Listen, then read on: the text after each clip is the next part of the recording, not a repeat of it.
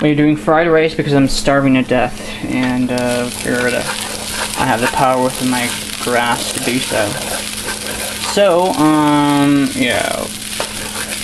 Let me tell you some things about rice I learned in college. That is, well,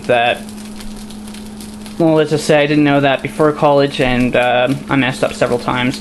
You should probably go ahead and cook rice to about 1 part rice to 2 cups liquid, or 2 parts, I mean. So 1 part rice to 2 parts liquid. You should probably cook it with some kind of stock or something to add flavor instead of just water. When you're making fried rice, you should go ahead and, well, first of all, when you're cooking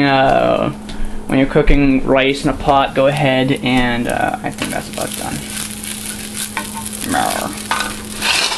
When you're cooking rice, you should probably go ahead and cook it in the pot under medium to medium-low heat, and that will kind of give it less of a chance to kind of burn to the bottom if you forget about it. I would say check on it about every 7 minutes. So about fried rice, you should go ahead and make sure you should kind of go ahead and store your cooked rice after you're finished cooking it, obviously. So what you want to do is go ahead and put in the fridge for about 24 hours. Make sure you thin out the rice, and it's probably more effective if you put parchment paper on the bottom of your pan that you're storing it in, because that's kind of absorbent, and it would probably be best to stir it after every 4 hours. Of course, you can't really do that when you're sleeping, but what I'm trying to say is stir it once in a great while and don't worry too much about it.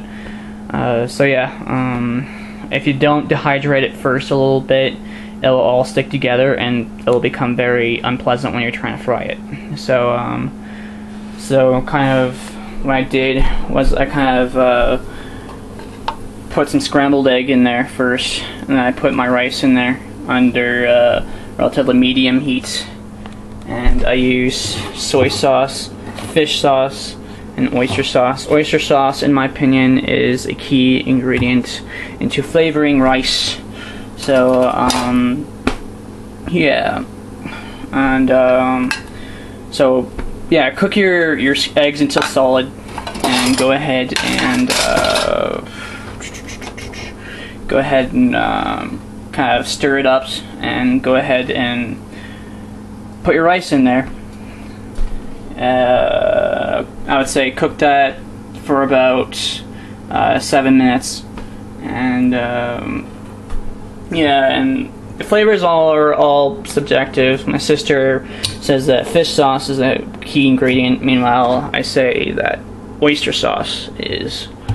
So I recommend that.